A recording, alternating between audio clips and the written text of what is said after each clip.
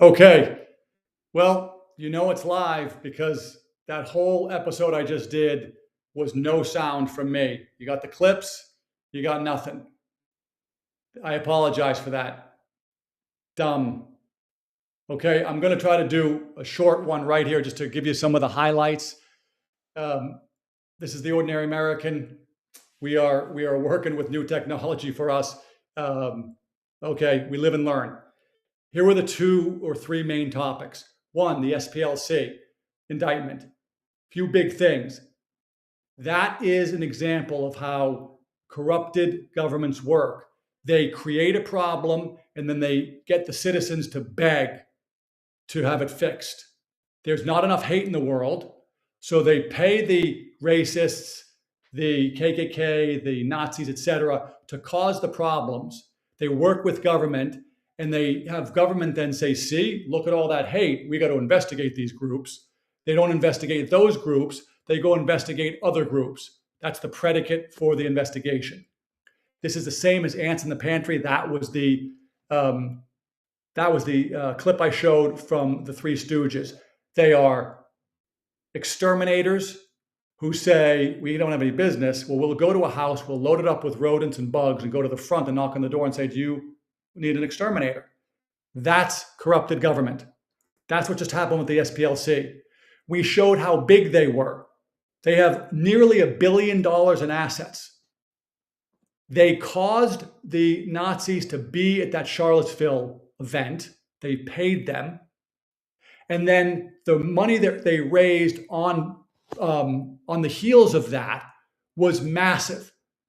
I put a clip on. It was something like it took the funding from like 50 million to 120 million or something like that.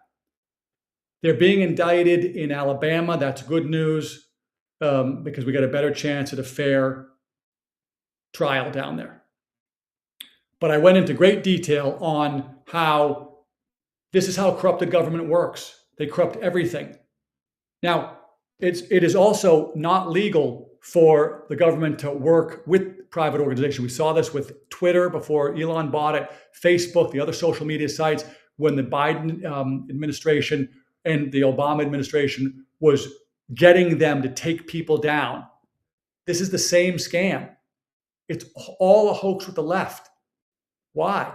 Because none of their policies work. None of them. So nobody wants them. So they have to create this fairy tale of racism, scare everybody. Oh, the Nazis. Christopher Wray, the corrupt traitor that he is, he told us the biggest problem that America has is white supremacy. No, it's not. We were paying the white supremacists. SPLC was paying them. They're not, they exist, but they're not a meaningful group in America. No. So this indictment is good news. It's a good news because it tells us there's not enough hate in the world to satisfy the demands of the Democrats. If you've been voting for Democrats, you need to start to see this and wake up. They told you there's so much hatred. There isn't. So just ask yourself a question. What if all the stories I've believed were not true? Think about the Russia hoax, the impeachment hoax. What if all those stories about Trump were not true? Then what would I feel? I might be free to leave the party. We talked a little bit, and I showed the clip from Braveheart, where Robert the Bruce says, you deceived me to his father. And the father says, you knew my heart. You let yourself be deceived. That's a Democrat voter. Democrat voters aren't stupid. You know what's going on. You can read the same way as we do. I showed the clip of Obama talking about gerrymandering being bad. Leftists hear that, or Democrats hear that. They say, see, Obama's telling the truth. And then they let themselves be deceived about his leftism. Gerrymandering is the same thing. It's a scam because they can't win on the arguments. In Virginia, yes, it was a bad night last night. We lost. By the way, I think it was a corrupted election. We're going to find out. But two good things. One, there's ongoing court cases. Ongoing. Okay? Which means that people have challenged the question and the way that it was put on the ballot in the first place. And it looks to me, from what I'm reading, like they're going to win. So each state has their own rules about how ballot questions get put on. This one was not done right. That doesn't mean that it goes away forever. It just means it probably gets set back and then has to go through another process and it will show up again. Hopefully, we read it yesterday. Somebody will get that question rewritten so it's more fair. It was written to trick people. So that's one good thing. Second good thing is Florida is likely to redistrict to do the opposite of what the Democrats want to do. They want to put more Republicans on. By the way, none of that's good. It shouldn't be happening. But, if it is happening, you can't just lose the House without fighting back. The Democrats, they're always the first one to break something. Gerrymandering is a great example. Birthright citizenship, we can go through the list. Okay, so those were the big pieces. And I was so excited to play the Three Stooges and Braveheart, clips from both on the show. We'll go at it again tomorrow at 2 p.m. With new material, and we'll get the sound put on tomorrow. But the SPLC stuff is good. All you Democrats out there, wake up. There isn't the hatred and racism. Professor Wilfred Riley, has written 2 books on hoaxes, 2 bestsellers. How do you have so much material? Because it's made up. It's all made up.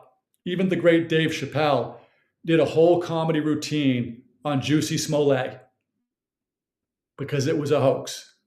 Okay? And I don't even think he's a Trump fan, but he knew a hoax when he saw one.